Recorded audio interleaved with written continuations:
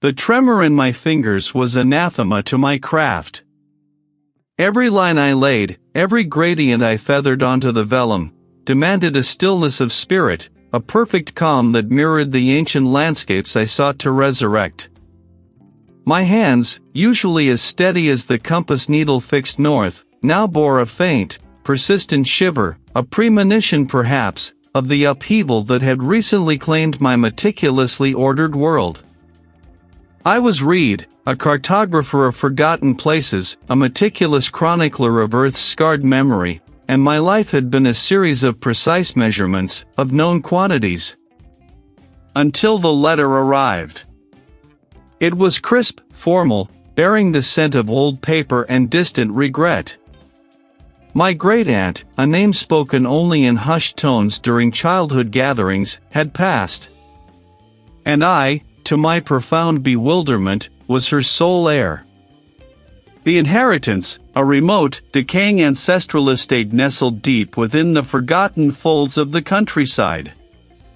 The solicitor, a man whose voice was as dry as parchment, had outlined the terms with an almost apologetic brevity, hinting at the property's isolation, its long neglect. The journey itself was a descent into a landscape increasingly untamed. Paved roads surrendered to gravel, then to twin ruts swallowed by encroaching weeds. The air grew heavy, damp with the scent of loam and something else, something ancient, ferrous, clinging to the mist that perpetually veiled the distant hills. When the house finally emerged from the shroud of trees, it was less a home and more a monument to slow decay. Stone walls wept moss.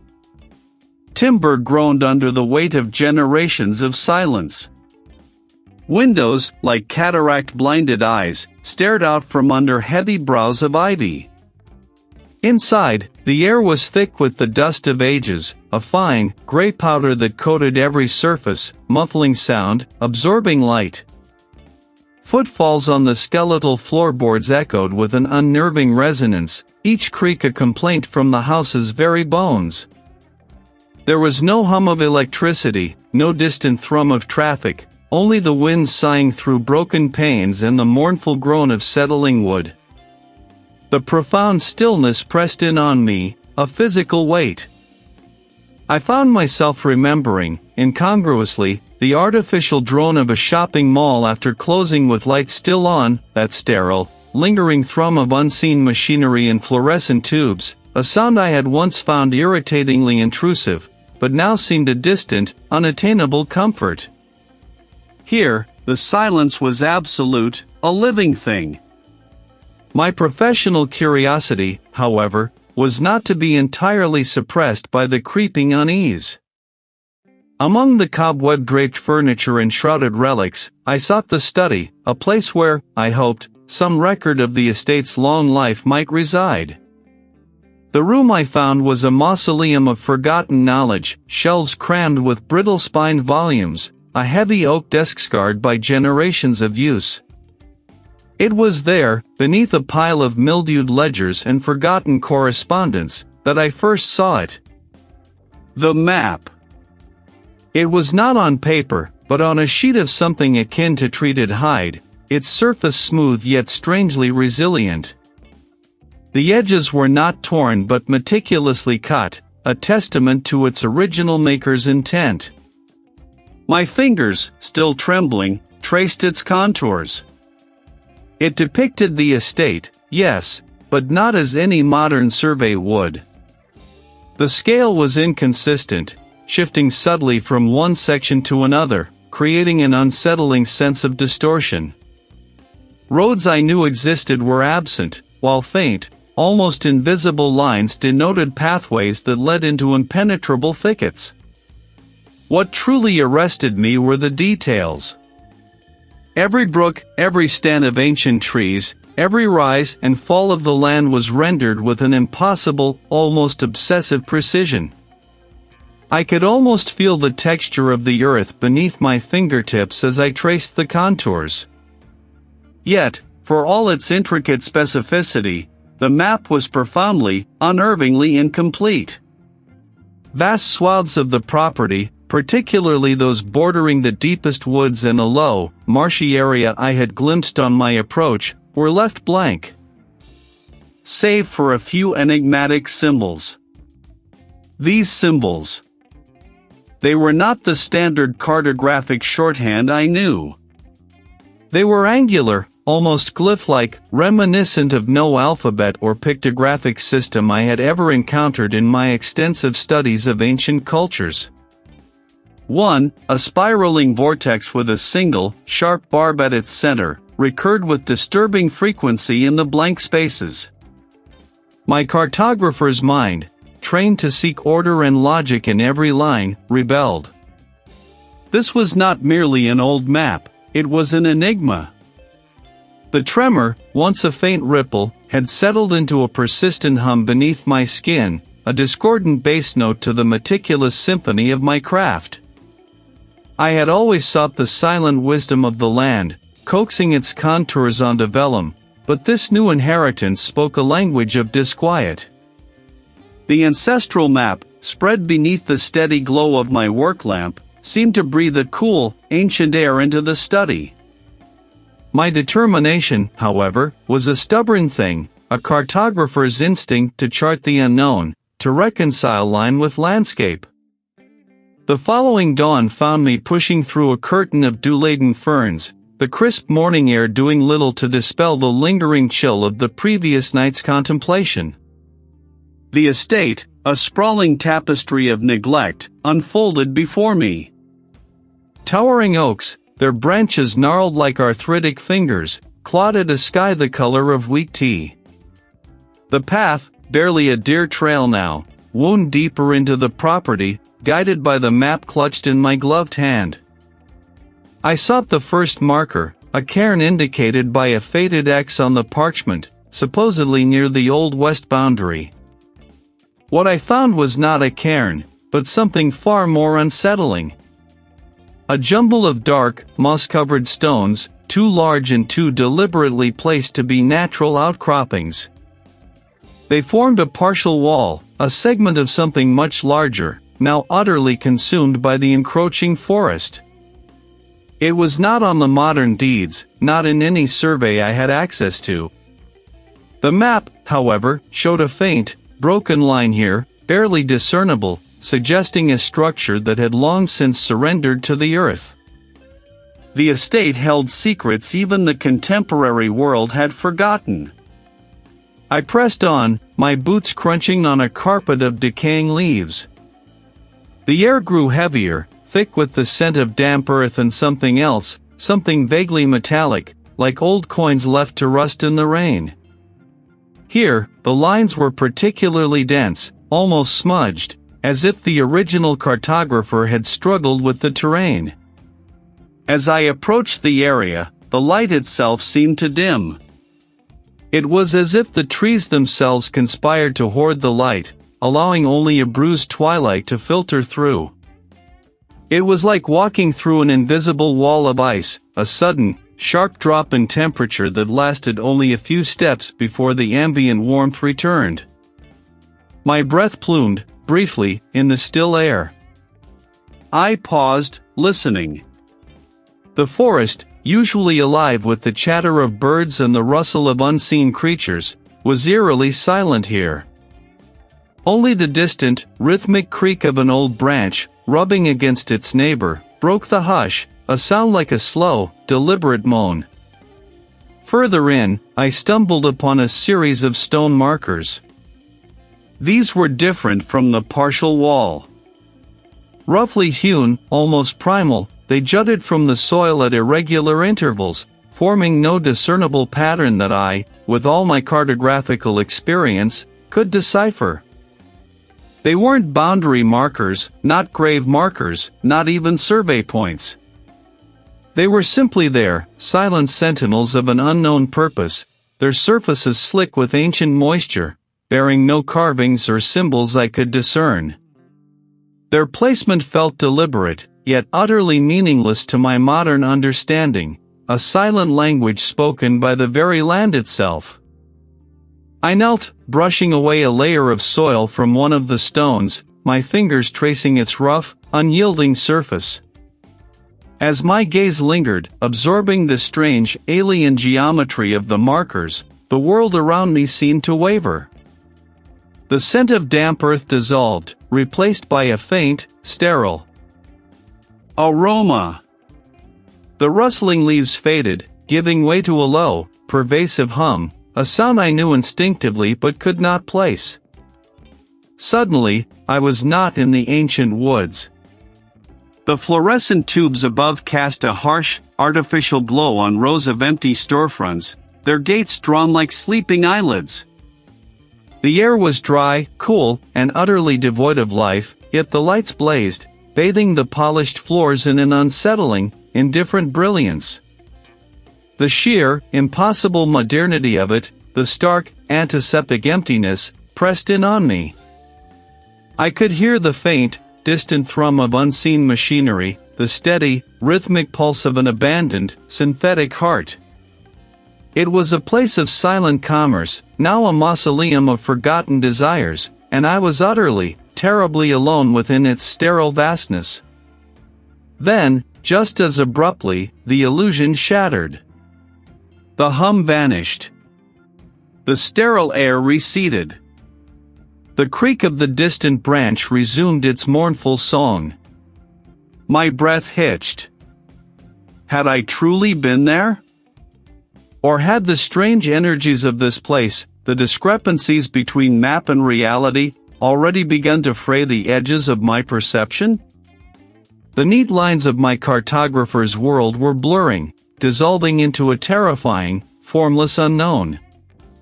The ancestral hum, once a subtle thrum beneath my skin, now vibrated with a deeper resonance, an insistent bass note in the quiet symphony of the estate. My days bled into nights, hunched over the inherited map, its parchment growing softer, more yielding, beneath my fingertips. The intricate lines, the careful shading, had once been a comfort, a testament to order. Now, they seemed to writhe, to whisper. It began subtly, as all insidious things do. A flicker at the edge of my vision, a shadow detaching itself from the heavy velvet curtains, or perhaps from the dark wood of the library shelves, gone before I could properly turn my head. I blamed the strain on my eyes, the relentless focus, the oil lamps casting their deceptive, dancing light. I attributed it to the wind finding new pathways through the decaying eaves, or the mournful groaning of old timbers settling. Objects, too, began their quiet rebellion. A brass compass, always placed precisely beside my inkwell, would be found an inch or two to the left, its needle quivering as if disturbed by an unseen hand. A stack of rare botanical prints, meticulously ordered, would have one page askew, its corner folded back in a way I knew I hadn't left it. My initial reaction was always to rationalize my own absent-mindedness, the settling of the house, a draft.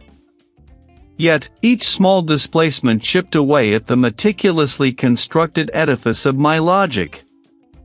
The map, however, was the most insidious. It was my anchor, my purpose, and slowly, it began to betray me. I'd rub at it, convinced it was a trick of the light, a smudge of charcoal, but it would remain, a silent, stark addition. It was as if the estate itself were slowly bleeding new information onto the vellum, details I was not meant to discover. Sleep, when it came, offered no respite. The isolation, I told myself, was getting to me. The relentless focus, the lack of human contact. A desperate need for something else, something mundane and bright, clotted me. The air inside was cool, artificial, smelling faintly of disinfectant and stale popcorn. The vast corridors, usually teeming with the cacophony of commerce, were utterly silent save for the low thrum of the ventilation system and the distant, electronic chime of an unseen alarm. Fluorescent tubes hummed overhead, casting a harsh, unwavering light that bleached the colors from the storefront displays. It was a bizarre, almost unsettling beauty, this brightly lit mausoleum of consumerism. I wandered, my footsteps echoing unnervingly on the polished tiles, past mannequins frozen in cheerful poses, their plastic smiles mocking the unease that clung to me. I told myself I was searching for a specific, archival-grade ink, an obscure shade I couldn't find locally. Then, in the cavernous expanse of the main atrium, where an enormous, defunct fountain stood sentinel, I saw it. It detached itself from the base of a support column, elongated and impossibly thin, and flowed across the gleaming floor towards the opposite wall. It was not a trick of tired eyes, not a peripheral flicker. It was there, undeniable, in the stark, unblinking glare of 100 artificial suns. It was the same sibilant breath from the estate, but amplified, given form in this incongruous, brightly lit space. My rationalizations crumbled. This was not isolation, not stress, not a decaying house playing tricks.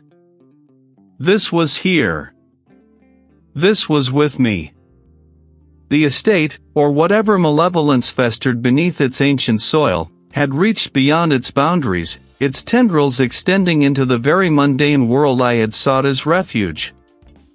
My cartographer's soul, usually content with the objective truth of lines and elevations, now craved a more profound understanding, a glimpse into the shadowed history etched not just on paper, but into the very stones and soil of this place.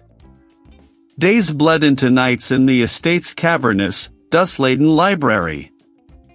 The air, thick with the scent of aged paper and dormant decay, became my constant companion. I worked with a feverish intensity, my fingers stained with the fine ochre dust of forgotten things. The map, my unsettling guide, lay spread beneath a pool of lamplight, its incomplete lines now seeming to pulse with a faint, internal energy. Around it, I arrayed my finds, brittle, leather-bound journals whose spines cracked like ancient bones when opened, stacks of letters tied with faded silk ribbons, their script a spiderweb of forgotten anxieties, and loose sheets of parchment covered in hurried, almost desperate annotations. The first journal, its cover embossed with a faded family crest, belonged to a distant ancestor, a woman whose neat hand chronicled the mundane alongside the increasingly bizarre.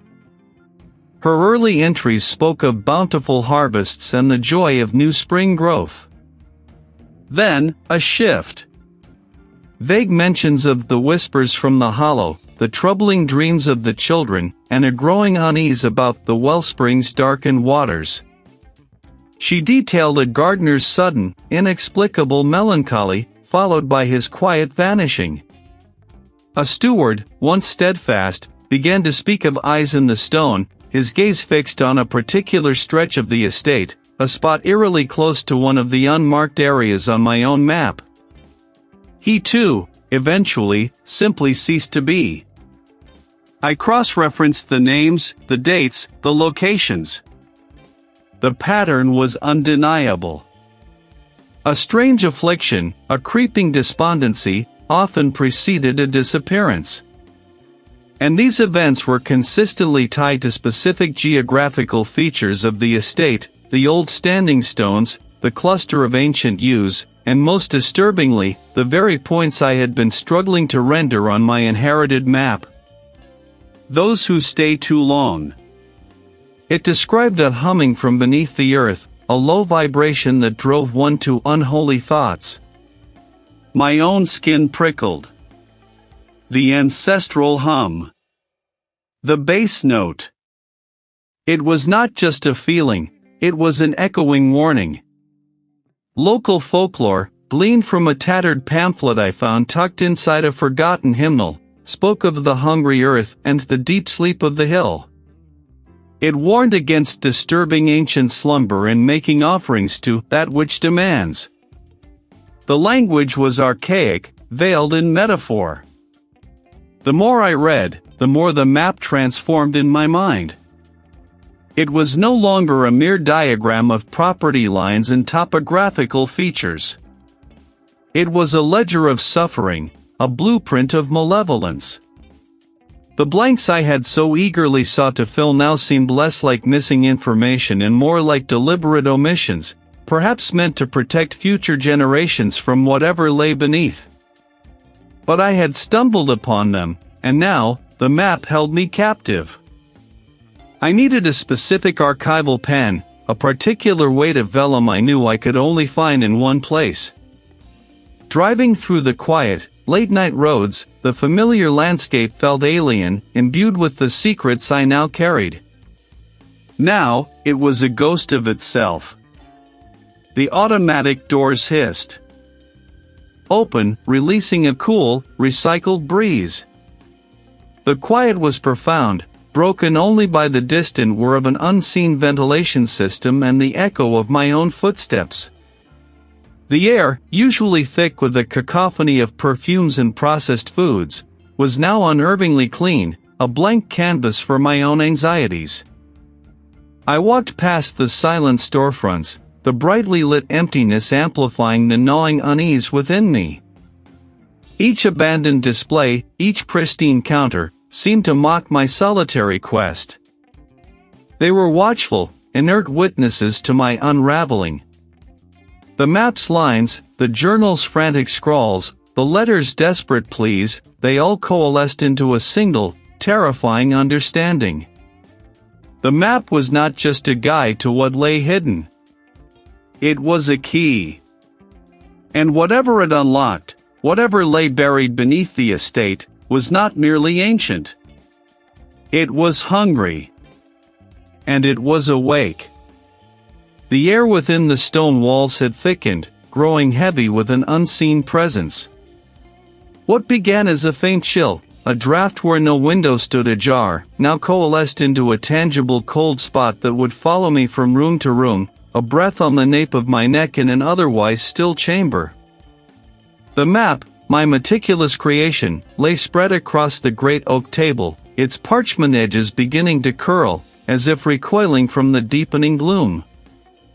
I traced a line with a finger, a newly discovered anomaly, a faint, almost invisible fissure in the old parchment that mirrored a crack I'd found in the estate's deepest cellar. It spoke of lineage, of earth, and of an ancient hunger. Reid. The blood remembers, it slithered, a sound like dry leaves skittering across stone, yet it resonated within my very skull. I snatched my hand back, a jolt of ice in my veins. My heart hammered a frantic rhythm against my ribs, a drumbeat of panic. This was no trick of the light, no overactive imagination. This was real. I needed to think, to find a way out of this suffocating miasma, if only for an hour. The estate was closing in, its very stones exhaling the entity's presence. I needed to breathe air that hadn't passed through its ancient lungs. A desperate impulse seized me. I needed a specific, heavy-gauge vellum, a particular archival pen. Anything to anchor me to my craft, to the sane, ordered world. The nearest town had a late-night art supply section in its sprawling retail complex, a place of fluorescent calm. The uniform glow spilled from the automatic doors, illuminating rows of vacant spaces, a strange, sterile beacon in the quiet night. The doors hissed open for me, then closed with a soft sigh, sealing me into a vast, echoing cavern of consumerism. My footsteps were loud on the polished tiles, the only sound apart from the low hum of distant ventilation and the faint, tinny music piped through unseen speakers. As I passed a reflective glass display, I caught a fleeting movement in my peripheral vision, a distortion in the reflection that wasn't my own. A tall, gaunt figure, impossibly thin, seemed to flicker at the edge of the glass, its form indistinct, like smoke struggling to hold shape. I spun, but the corridor behind me was empty, pristine, reflecting only the endless fluorescent tubes. My breath hitched. I squeezed my eyes shut, then opened them. Nothing. Just the endless, empty mall. I pressed on, drawn by the faint glow of the art supply store in the distance. You cannot escape what is bound to you, Reid. I stumbled, my hand catching a railing. Then, a sudden, jarring sound. A crash echoed from deep within a department store, a cacophony of breaking ceramic or glass. I froze, every nerve strung taut. A security guard, a young man with tired eyes, emerged from a side corridor, his flashlight beam cutting through the gloom. "Everything all right, sir?" he called out, his voice thin in the vast space. Sounded like something fell. I stammered, I heard it too. From that store, I think. I pointed towards the department store. The guard nodded, his brow furrowed, and walked towards the sound. I followed, a desperate need for a witness overriding my fear. We rounded the corner into the deserted home goods section. A display of ornate vases lay shattered on the floor, shards glittering under the harsh lights. But there was no sign of entry, no broken window, no disturbed shelving that would indicate a clumsy fall. It looked as if the vases had been swept off the pedestal by an invisible hand. The guard shone his light over the scene, then back at me. "Looks like a bad display job, I guess," he said, rubbing the back of his neck. "Must have been stacked wrong. Or maybe just a faulty shelf." He shrugged, already pulling out his radio. "I'll get maintenance to clean this up." He looked at me again, his expression softening. "You look a little shaken." He saw nothing but a mundane accident. How could I articulate the horror that had taken root in my ancestral home, that had followed me even here, to this brightly lit, utterly empty monument to commerce? As the guard spoke into his radio, reporting a minor incident, I saw it again. In the polished chrome of a nearby mannequin, a fleeting image of a gnarled, root-like hand, impossibly long fingers, seemed to grip the air, then vanished. It was a vision of profound malice, a silent promise of ownership. My breath caught in my throat. The entity was not merely haunting the estate, it was tethered to me, to my blood, and it was reaching out, its tendrils extending beyond the ancient boundaries of the land. I fled. I left the guard to his broken vases and his mundane reports, pushing through the automatic doors with a frantic urgency. The malevolence had followed me. It was no longer confined. And the sacrifice is due. The detective's casual dismissal, the way he'd waved away the impossible, had carved a hollow space in my chest colder than any spectral touch. He saw only a mundane accident, a loose beam, nothing more. My attempts to articulate the whispers, the creeping cold, the fleeting vision of something vast and terrible, had withered on my tongue, the words twisting into lunatic babble even in my own ears. How could I convey the profound wrongness that now clung to the very air of the estate, when faced with such stolid, unwavering rationality? I fled. Not from the estate itself, but from the crushing weight of its secrets and the suffocating isolation that followed my failed confession. The drive was a blur, the winding country roads giving way to the arterial pulse of the highway, then the familiar, if rarely visited, outskirts of the nearest town. I found myself drawn, almost without conscious thought, to the vast, concrete expanse of a shopping mall after closing with lights still on. Storefronts, glass eyes staring blankly into the empty concourse, displayed mannequins frozen mid-gesture, their plastic smiles fixed, their vacant gazes unervingly directed at nothing. The air, recycled and cool, carried a faint, lingering perfume of synthetic cleaning products and the ghosts of 1,000 forgotten transactions. It was a sterile, unsettling quiet, utterly devoid of the organic creaks and groans of the old house, yet somehow more disquieting in its manufactured perfection.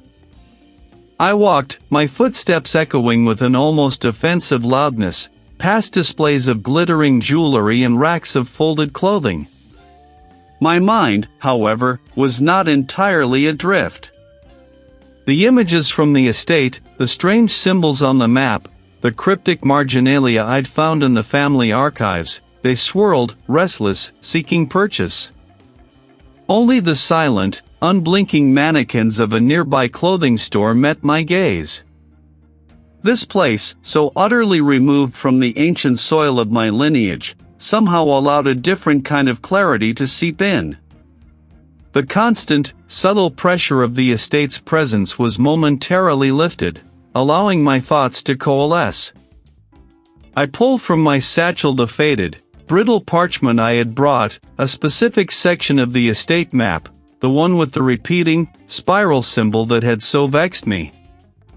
And beside it, a heavily annotated page from my great-grandfather's journal, filled with archaic script and references to the deep well and the binding stones. It was the mall's relentless, unblinking illumination that finally helped. I traced the spiral on the map. It wasn't merely a decorative motif, nor was it a natural feature. It was a diagram, a schematic of interconnected points. Then, the journal text. My great-grandfather had not been chronicling a hidden treasure, but a forgotten burden. His words, once maddeningly poetic, now sharpened into terrifying clarity. The soil remembers, I read, my finger following the spidery script, and beneath the soil, it stirs. A primordial hunger, ancient beyond reckoning, sealed by those who came before. Not a god, not a demon, but a fundamental wrongness woven into the fabric of the earth itself, restrained by the very stones of this land. My breath hitched. The map, with its precise, almost ritualistic lines, was not a guide to discovery, but a blueprint of containment.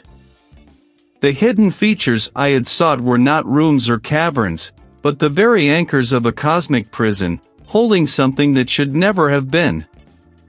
The twisting lines, the concentric circles, they depicted not a path, but a seal. And the sections I had been trying to complete, the areas marked with faint, almost erased symbols that mimicked the spiral, were points of weakness. The binding stones weaken, another passage in the journal declared, as the bloodline thins, as memory fades, as the land is neglected. The great sleep falters. It calls, a silent hum beneath the loam, reaching for the living current, for a vessel. The words struck me like a physical blow. A vessel. My lineage. My ancestors hadn't been treasure hunters, they had been wardens. Or perhaps, something far more sinister. They had maintained the seal, or they had sought to break it. The map, my obsession, was not merely an inherited curiosity. It was a command. A choice. To complete the map, to understand its true purpose, was to either reinforce the ancient prison or, in my ignorance, to shatter it, unleashing something truly unholy upon the waking world. The mall's bright, sterile air suddenly felt thin, suffocating. The silent mannequins seemed to watch me with knowing eyes. The ceaseless hum of the lights took on a new, insidious quality, a low thrumming that resonated not in my ears, but deep within my bones. The entity wasn't a ghost, not a spirit. It was a buried force, primal and vast, and I, Reid, was the unwitting key to its continued slumber, or its terrifying awakening. I was not merely an inheritor, I was an inheritor of a cosmic burden, and the seal was weakening. The map was not a path to knowledge, but a countdown to my own undoing, or the world's. The revelation had settled deep within me, not like a truth I could dissect and file away, but like a shard of obsidian embedded in my very core. A vessel. The word echoed, hollow and terrible, in the quiet chambers of my mind. My ancestors, not mere custodians of some forgotten ledger, but keepers of a gate, a seal. Or worse, architects of its slow, agonizing decay. And I, Reid, with my meticulous lines and careful measurements, had walked unwittingly into their legacy, a puppet on strings woven through centuries. The estate, once a puzzle to solve, now felt like a living maw, its hunger stirring beneath the earth, and I, the final, unwitting offering. The need to escape, if only for a few hours, had become an insistent thrumming beneath my skin. The estate's air had grown thick, laden with the metallic tang of damp earth and something else, something ancient and hungry. I had driven, not with a destination in mind, but simply away, the gravel crunching under my tires like brittle bones. The glow from within was an unsettling spectacle, a vast, artificial day held captive by glass and steel. I stepped out of my vehicle, the chill night air a welcome sting against my face. I walked towards the automated doors, their optical sensors activating with a soft whoosh, granting me entrance to this ghost town of consumerism. The polished floors gleamed like black ice, reflecting the stark, unblinking lights. Storefronts, their gates drawn, stared out with vacant, glassy eyes, displaying mannequins frozen in poses of eternal aspiration. It was a sterile, brightly lit tomb, utterly devoid of life, yet somehow observed. It was a familiar sensation now, the entity's tendrils probing, testing. I tried to focus on the mundane, the sheer absurdity of my presence here, wandering an empty mall. My footsteps echoed, each sound magnified, bouncing off the glass and tile. I walked past a fashion boutique, its mannequins' vacant stares seeming to follow me, their plastic smiles fixed. Then, a subtle shift. The lights, so steady moments before, flickered, a barely perceptible stutter in their unwavering glow. The hum intensified, not just the electrical drone, but a deeper resonance, vibrating through the soles of my shoes, up my legs, into my very bones. It was a vibration that carried a message, an insidious melody played on the strings of my own fear. The vessel awaits. The seal weakens. Embrace your purpose. My breath hitched. This was no longer a vague presence, no longer a subtle influence. This was direct, undeniable. I felt a surge of nausea, a desperate urge to vomit out the foreign presence. My hands clenched into fists, nails digging into my palms. I fought back, a primal, wordless refusal. This was my mind, my will. The air grew heavy, thick with an unseen pressure that pushed against my chest, making it difficult to draw a full breath.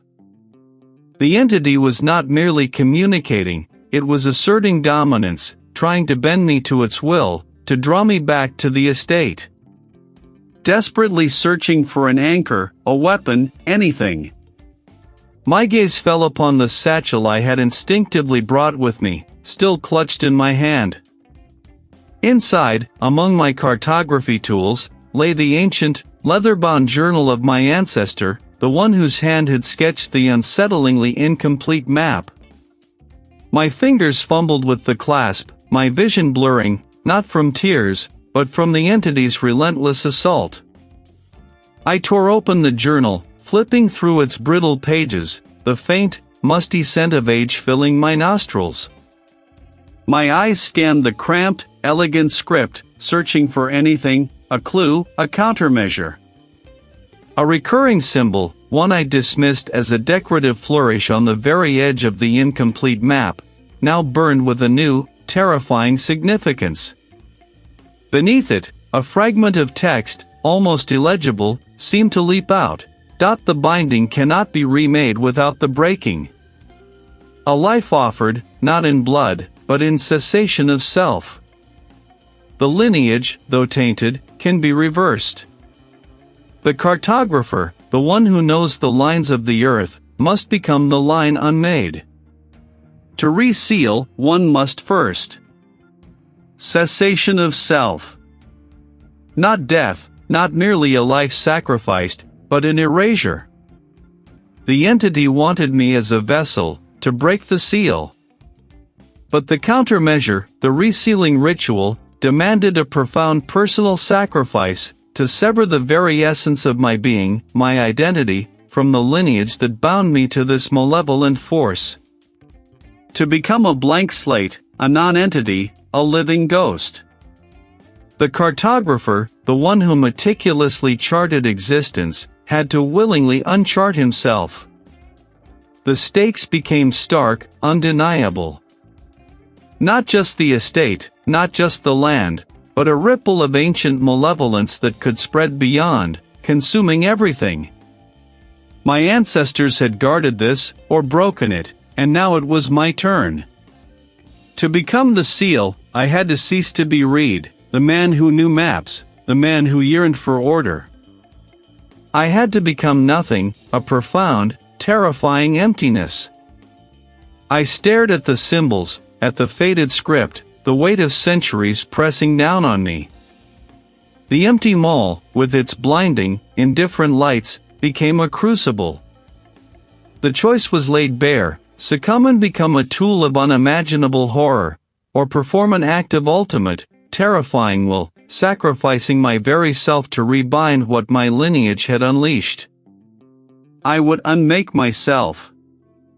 I had to. The clarity, when it finally arrived, was a cold, sharp blade.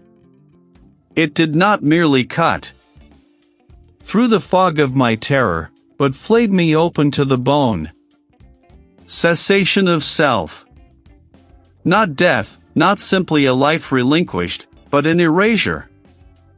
The entity hungered for a vessel, a living key to shatter the ancient seal. But the countermeasure, the resealing ritual, demanded a sacrifice far more profound than mere breath. I would not simply die, I would cease to have ever been, my existence unraveling backward through time, leaving only an empty echo where my bloodline once flowed. The thought was a bitter draught, burning as it went down, yet I swallowed it. There was no other way. My preparations were stark, minimalist. A worn leather satchel held only what was essential: the ancient, completed map, its lines now pulsing with a faint, internal luminescence, a small, crude iron dagger, its edge dulled by centuries, and a vial of the distilled, brackish water from the estate's deepest well, gathered under a starless sky. The entrance to the deepest, most corrupted part of the estate lay beneath the crumbling mausoleum, a place I had always avoided, its stone jaws perpetually agape in silent judgment. Now, I forced myself to approach. The crypt's heavy iron gate, usually rusted shut, groaned open with an unnatural ease, as if anticipating my arrival. The air grew thick with a metallic tang, like old blood in damp earth, pressing in on me, a tangible weight against my skin.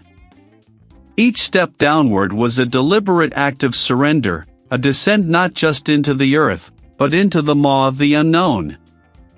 The stone walls, slick with an unseen moisture, seemed to weep. The temperature plummeted, and the air grew still, devoid of even the slightest current. Then, without warning, the rough stone under my boots smoothed, the dank, earthen smell vanished, replaced by a faint, cloying sweetness, artificial, chemical.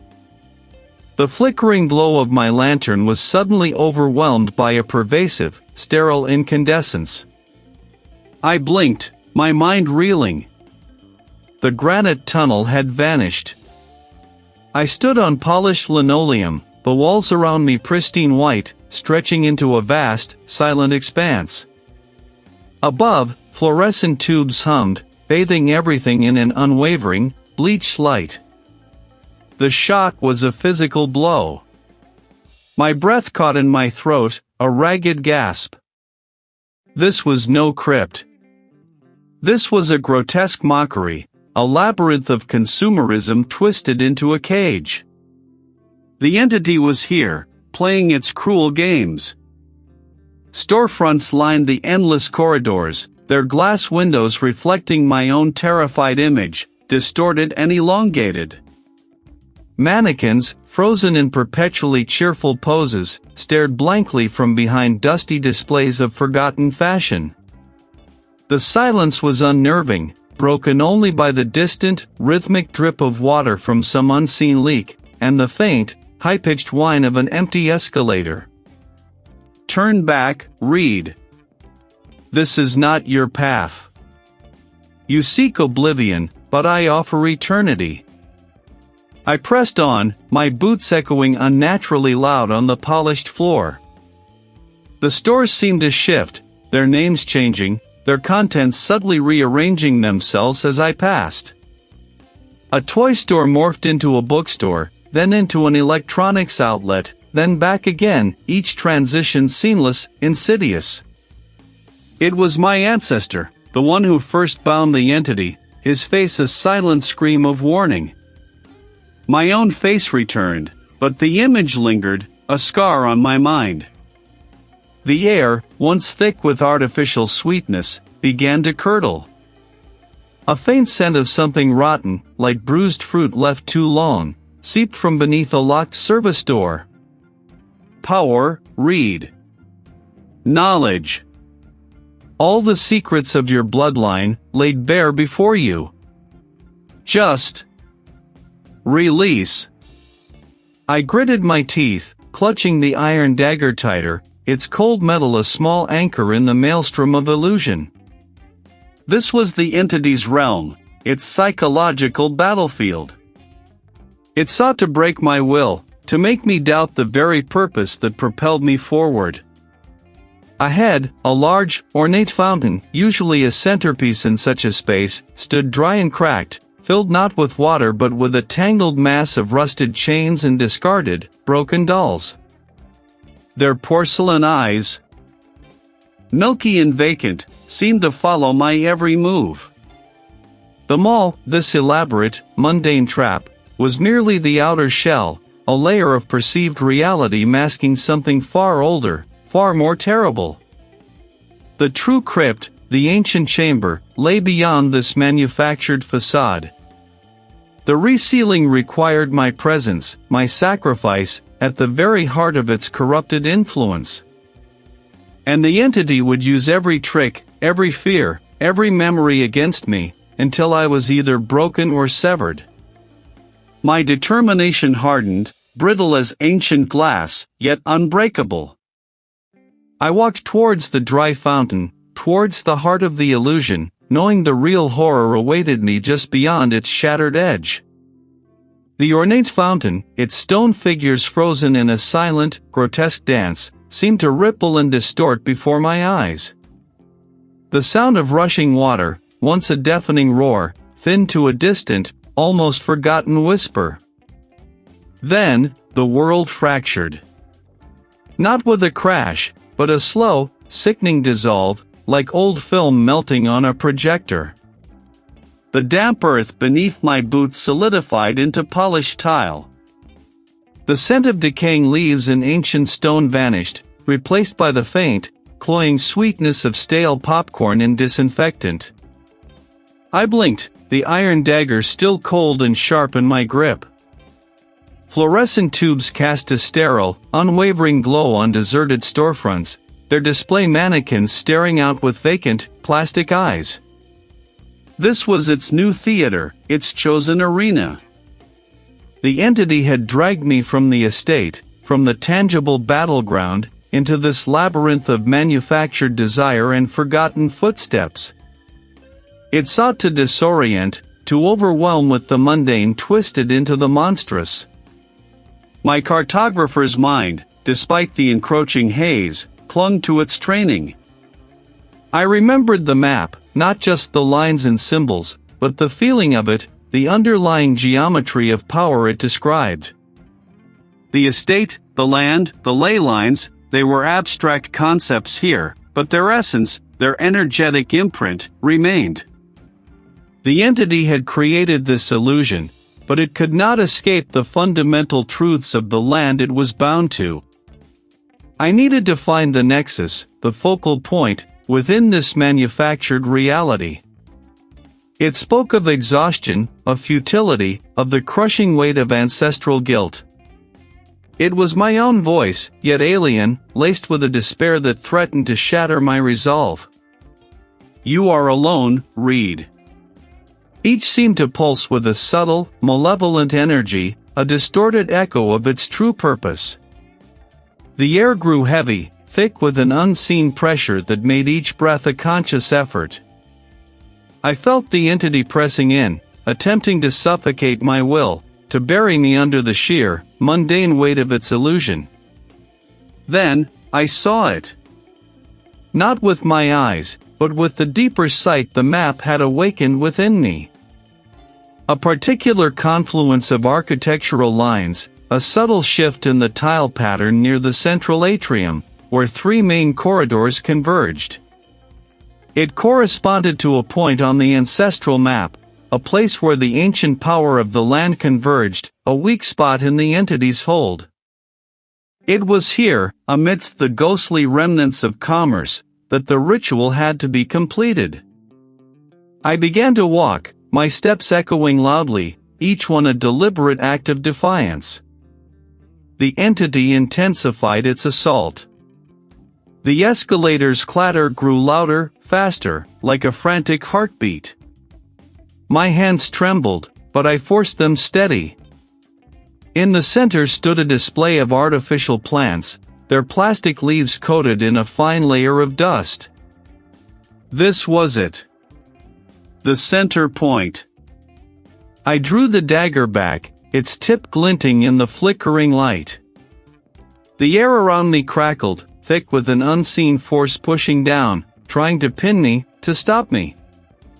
The entity shrieked, a soundless scream that reverberated inside my skull, threatening to burst it open. My voice raw, straining against the pressure. Bound by earth, by iron, by the lines of the map. With all my remaining strength, I plunged the iron dagger into the tile, precisely at the nexus point. It met resistance, not of stone, but of something far older, far more resistant. My vision blurred, the mole twisting into a kaleidoscopic nightmare of impossible angles and shifting walls. A guttural, wailing roar tore through the space, a sound that seemed to come from the deepest pits of the earth, from the very core of the entity's ancient being. The lights in the mall exploded, one by one, showering sparks and glass onto the floor. The pressure lifted, abruptly, leaving me gasping, trembling, my body racked with an exhaustion that went beyond the physical. The entity was gone. Or, at least, contained. Banished back to the earth from which it had risen, bound by the ritual, by the iron, by the map. But the cost. I pushed myself up, my limbs heavy, my head throbbing. My reflection in a shattered shop window showed a stranger. The world felt thin, fragile, as if at any moment it might dissolve again into another impossible illusion. The entity was gone, yes, but it had taken something with it, something irreplaceable. I was free, perhaps, but irrevocably broken. The dagger, a cold, unyielding weight in my grip, found its mark. Not stone, not earth, but something else entirely, a viscous, ancient resistance that gave way with a sickening give. A wave of pure, concentrated dread, an icy tsunami of despair, washed over me, threatening to drown me whole. Fluorescent light. It hit me like a physical blow, a harsh, unwavering glare that seared my optic nerves, accustomed now to perpetual twilight. The air, once thick with the scent of damp soil, iron, and something unspeakably ancient, now carried the faint, synthetic tang of cleaning chemicals and stale popcorn. I lay sprawled on a polished, terracotta tile floor, not the rough-hewn flagstones I remembered. My chest heaved, each breath a ragged tear in my lungs. My limbs, heavy as lead, refused to obey, trembling uncontrollably. I pushed myself up, my muscles screaming in protest, a symphony of aches and phantom pains.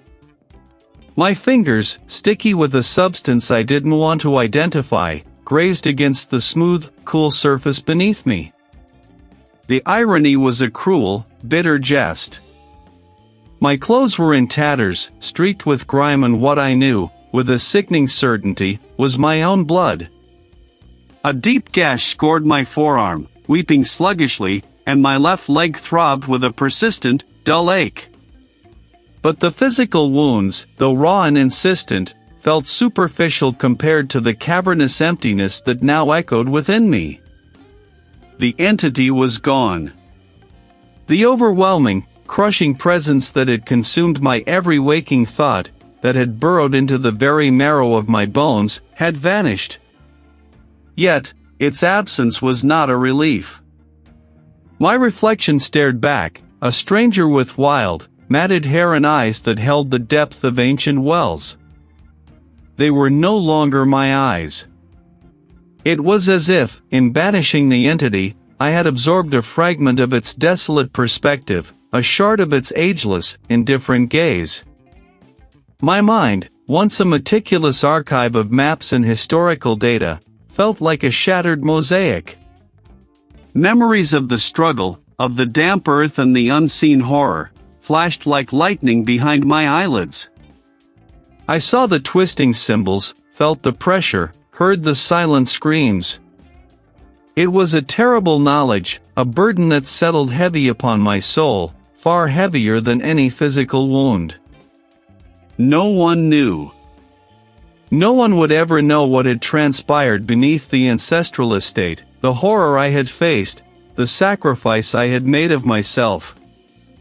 The world outside, oblivious and bustling, would continue its ceaseless, mundane dance. I was a ghost now, walking among the living, carrying an invisible scar that cut deeper than any blade. A single, abandoned shopping cart, forgotten near a bench, stood sentinel in the vast emptiness. Its wheels were silent, its metal glinting under the relentless fluorescent tubes. I gripped the cool, plastic handle, leaning heavily on it. The journey back to anything resembling normalcy felt like traversing an uncharted, hostile continent. I was free, perhaps, but I was also irrevocably changed, a vessel now for secrets that were never meant for mortal minds. The new map, etched not on parchment but on my very being, was one of ruin and a terrifying, solitary wisdom. Stale air, thin and devoid of the earth's deep breath. The fluorescent glare, a brutal white fire, bleached the world of all nuance, turning shadows into stark, unnatural gashes and colors into flattened, lifeless swaths. My eyes, still aching from the sudden assault, perceived the polished floors and vacant storefronts as if through a warped pane of glass, each surface reflecting the harsh light back at me with aggressive indifference. A phantom chill, not of the mall's climate control but of the deep earth, still clung to my skin. My ears, ringing faintly with the memory of subterranean echoes, strained to decipher the muted hum of distant machinery, the only sound in this sterile cavern. Here, there was no history in the air, no scent of time-worn dust or the mineral tang of old blood. Only the faint, almost imperceptible, scent of industrial cleaner and synthetic fabrics. I moved, a slow, uncertain shuffle, my limbs feeling heavy, as if still weighed down by the crushing pressure of the earth above. Each step on the gleaming tile felt wrong, too light, too ungrounded. The victory, if it could even be called that, had been costly. The entity was contained, the breach sealed, the map finally complete in a way no cartographer would ever truly understand. But a part of me, a deep, quiet part that once loved the precise lines of a historical boundary, now felt irrevocably tangled with the chaotic, ancient forces I had disturbed. My fingers, tracing the cool, smooth surface of a store directory, remembered the rough, damp texture of carved stone. I had paid a price, not in coin or flesh, but in the integrity of my own perception. The world, once a collection of solid, verifiable facts, now seemed a thin veneer over an unimaginable reality. A sudden, sharp flicker in the corner of my vision. For a breath, the overhead lights seemed to dim, then surge back with an almost aggressive intensity. My breath caught. It was a faint echo, a lingering tremor from the deep. The entity, though sealed, had left its mark. A vast, empty space, ringed by emptied benches and dormant kiosks. The sheer scale of the emptiness was unsettling. It was here that the reveal/discovery truly solidified within me. I was not free. Not entirely. But more than that, I felt a subtle, almost imperceptible pull.